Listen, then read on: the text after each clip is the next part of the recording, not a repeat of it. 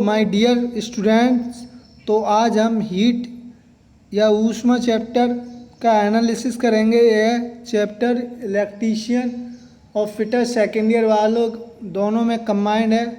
तो इस चैप्टर पर इलेक्ट्रीशियन और फिटर सेकेंड ईयर वाले फोकस करें। बहुत इम्पोर्टेंट कुछ चैप्टर है, इससे एग्जाम में क्वेश्चन आने की संभावना है। तो चलते हैं क्वेश्चन नंबर फर्स्ट पर।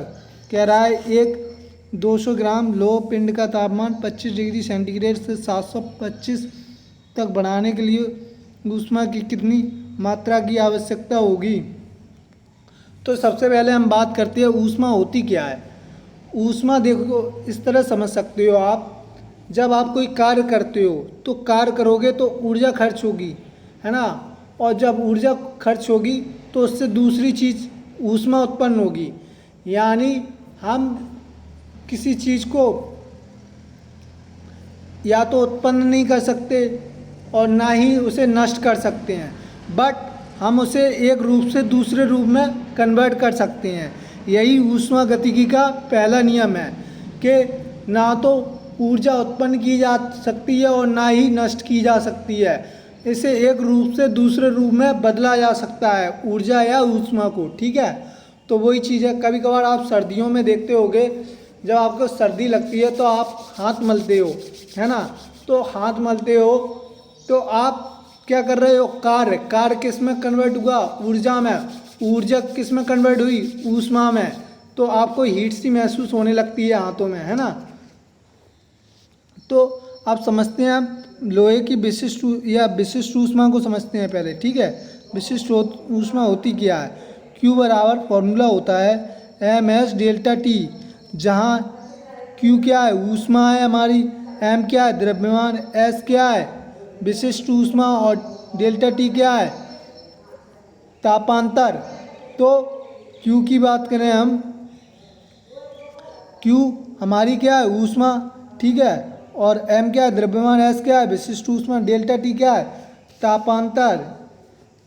तो अब यहाँ क्या क्या दे रहा है, m बराबर कितना दे रहा है, 200 ग्राम, यानी द्रव्यमान कितना दे रहा है, 200 ग्राम, ठीक है।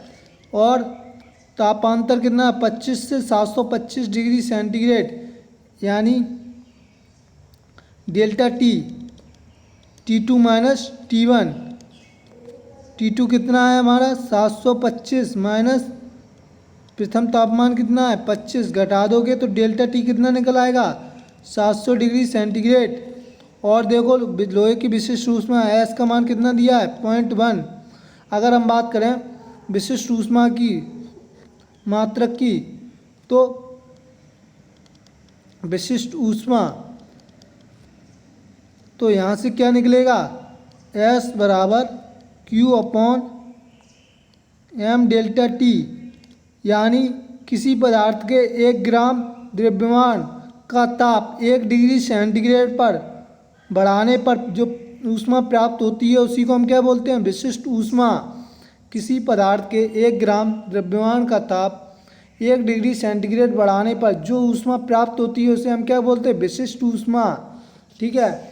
इसका अगर हम बात करें, जल की विशिष्ट ऊष्मा कितनी होती है, 1 कैलोरी प्रति ग्राम इंटू डिग्री सेंटीग्रेड, या कह सकते हैं 4.2 जूल प्रति किलोग्राम इंटू डिग्री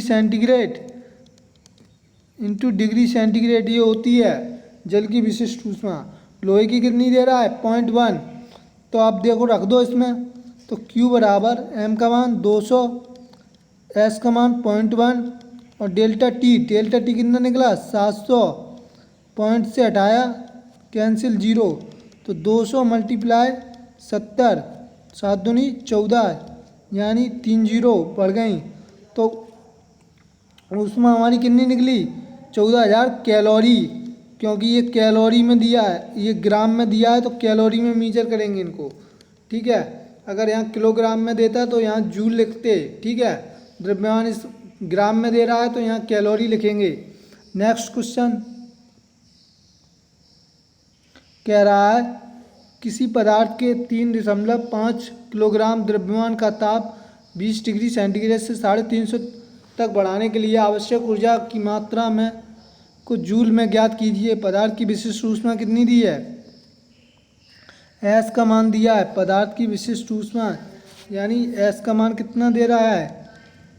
300 जूल प्रति किलोग्राम इंटू डिग्री सेंटीग्रेड। अगर ये ग्राम में देता तो यहाँ मात्रक क्या होता? विशिष्ट ऊष्मा का मात्रक होता कैलोरी प्रति ग्राम इंटू डिग्री सेंटीग्रेड होता, अगर कैलोरी की बात करेंगे। अगर जूल की बात करेंगे तो यहाँ किलोग्राम आ जाएगा इंटू डिग्री सेंटीग्रेड, ठीक है। और एम बराबर कितना दिया है? द्रव्यमान 3.5 किलोग्राम दिया है। डेल्टा टी कितना है? T2 माइनस T1 यानी T2 कितना है? 350 माइनस 20 तो कितना आ जाएगा? 330 डिग्री सेंटीग्रेड। 330 डिग्री सेंटीग्रेड आ गया। तो फॉर्मूला था Q बराबर MS डेल्टा टी अपॉन, अब M का मान रख दो 3.5 गुणा S का मान कितना है? 300 और डेल्टा टी का मान कितना है? 330। तो दशमलव से एक जीरो कैंसिल, तो 35 गुणे 30 गुणे 330, तो 35 दिया कितना होता है? 105। तो ये हो गया गुणा 330। अब मल्टीप्लाई करा दोगे तो आएगा आपका, ठीक है, कितना आ जाएगा? समथिंग 346,500 ये आ जाएगा गुणा कराने पे। और यहाँ अगर जूल की बात है तो यहाँ ऊष्मा किस में लेंगे? केवल जूल में। और विशिष्ट ये केवल ऊष्मा है और ये क्या है? आपकी विशिष्ट ऊष्मा है ये, ठीक है। तो नेक्स्ट क्वेश्चन पर चलते हैं। तो देखिए ये कुछ पैमाने हैं, जैसे ये सेंटीग्रेड पैमाना है, ये फ़ारेनहाइट है, ये केल्विन है और ये रीमर है। अगर इनका रिलेशन देखें तो आपका क्या आता है? ये आता है रिलेशन इनका, ठीक है। तो अब वो कह रहा है 90 डिग्री सेंटीग्रेड को फ़ारेनहाइट में बदलो। तो हमारा फॉर्मूला क्या है? C/5 बराबर F-32/9 बराबर K-273/5 बराबर 8/4 ये रिलेशन होता है। तो 90 डिग्री सेंटीग्रेड को फ़ारेनहाइट में बदलना है, तो हमने इतना ले लिया C/5 बराबर F-32/9, ठीक है। अब C का मान कितना दिया है उसने? 90 डिग्री सेंटीग्रेड। तो C की जगह रख दो 90/5 F-32/9। अब देखो 9 का इधर मल्टीप्लाई करा दो, तो 90 गुणे 9 और इसका इसमें तो 5F-32, तो 5 से काट दोगे 18 पंजे 90, ठीक है। 18 निम्मा 162, ठीक है, बराबर F-32। तो F बराबर ये इस तरफ आएगा तो 162 प्लस 32 कितना हो जाएगा? 2 2 4 6 और 3 9, ठीक है। और 194 फ़ारेनहाइट, ये फ़ारेनहाइट में आएगा, ठीक है, 194 फ़ारेनहाइट। अब सेकंड कह रहा है 65 फ़ारेनहाइट को सेंटीग्रेड में बदलो। तो F का मान कितना दिया है? 65 फ़ारेनहाइट। तो हमारा रिलेशन क्या है? C/5 F-32/9, ठीक है। F की जगह कितना रख दो? 65 माइनस 32/9, तो C/5। 65 में से 32 घटा दो, 5 में से 2 गई 3 और 6 में से 3 गई 3, ठीक है। ये 3 से कैंसिल कर दो, 3 त्रिका 9 और ये कितने बार? 3 एकम 3 3 एकम 3। अब क्रॉस मल्टीप्लाई करा दो तो इधर कितना आ जाएगा? 3C बराबर 5 मल्टीप्लाई कितना?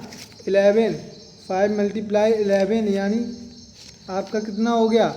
55, ठीक है। 11 पंजे 55, C भाग दे दो 55/3, तो भाग दोगे तो कितना आ जाएगा? 3 एकम 3, फिर कितना हो गया? 2 बच्चा 25, 3 24 बच्चा 1 दशमलव लगाया 10 हो गए, तो 3 त्रिका 9, यानी ये आ जाएगा डिग्री सेंटीग्रेड में आपका। ठीक है, नेक्स्ट क्वेश्चन देखते हैं। कह रहा है फ़ारेनहाइट और केल्विन के तापमान के बीच संबंध क्या है। अभी अभी देखा था, पीछे देखो क्या था संबंध इसमें, इन दोनों के बीच फ़ारेनहाइट तो क्या था, F-32/100 बराबर K-273/5। और ये भी बोल सकती हो, इसे सॉल्व करोगे तो ये आ जाएगा आपका F-32/9 बराबर K-273 कितना 5। तो देखो इनमें गुणा करा दो 20 से,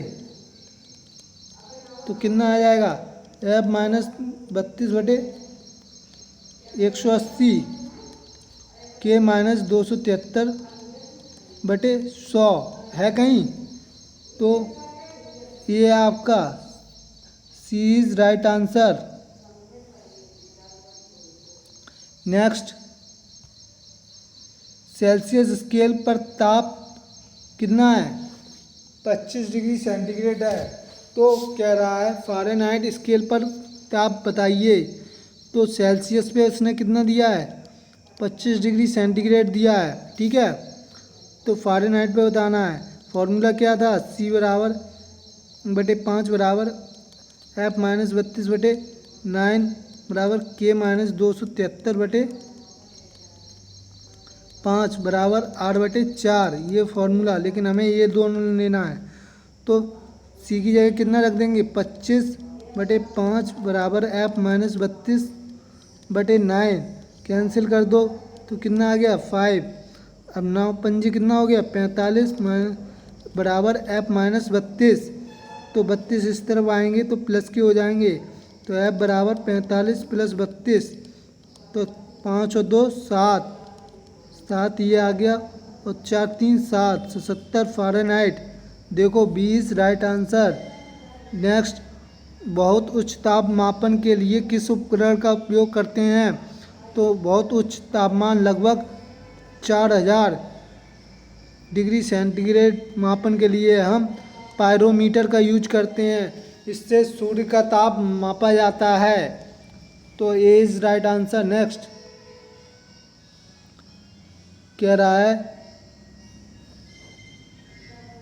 120 डिग्री सेंटीग्रेड को फ़ारेनहाइट में बदलो, तो ये आप कर ही लोगे।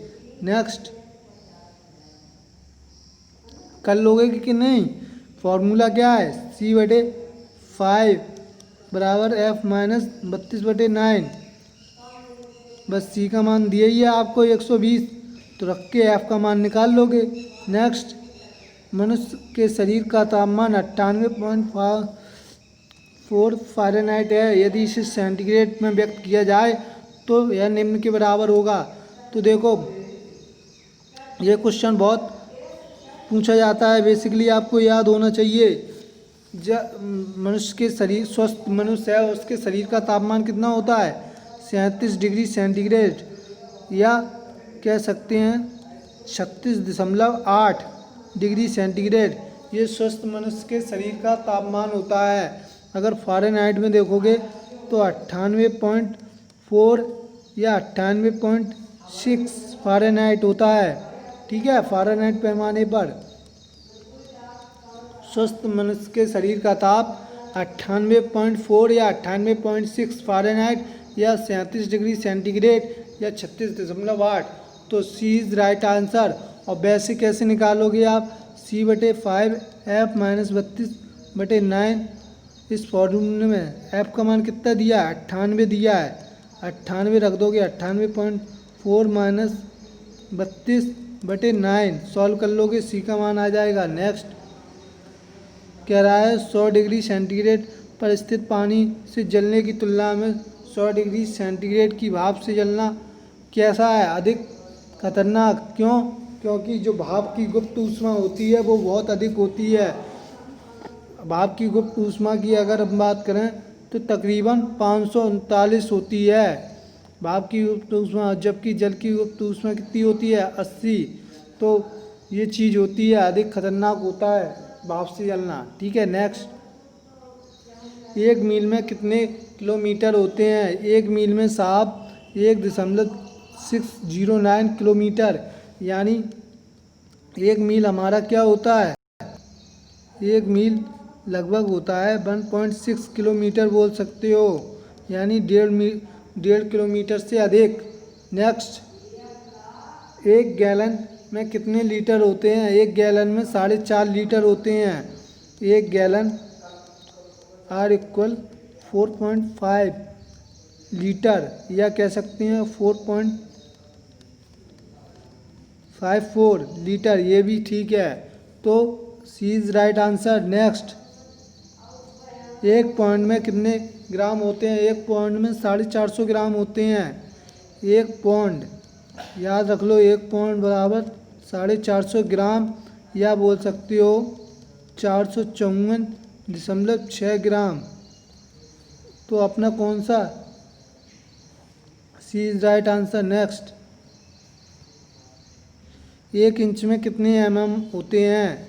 1 इंच की बात करें तो 1 इंच में 2.5 सेंटीमीटर, यानी 2.54, या 2.5 बोल दो, या 2.54 एक्यूरेट में। ठीक है, तो अब ये, और 1 सेंटीमीटर में कितने होते हैं? 10 होते हैं। 1 सेंटीमीटर में 10 होते हैं, तो 10 से मल्टीप्लाई करा दो तो कितना आ जाएगा? 25.4 ठीक है, तो आपका आंसर क्या है? D is right answer. Next,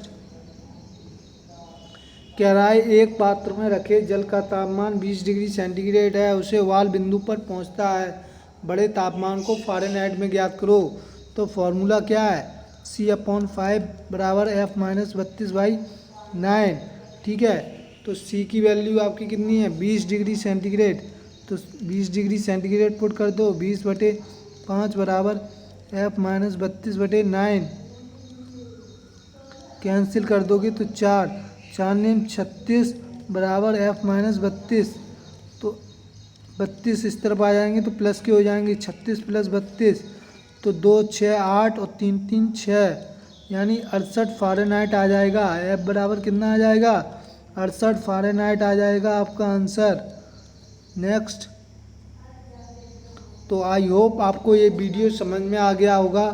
तो इस वीडियो को लाइक करो, सब्सक्राइब करो और शेयर करो। यार शेयर कर दिया करो, इतनी मेहनत से बनाता हूँ, है ना, तभी मज़ा आता है यार पढ़ाने में।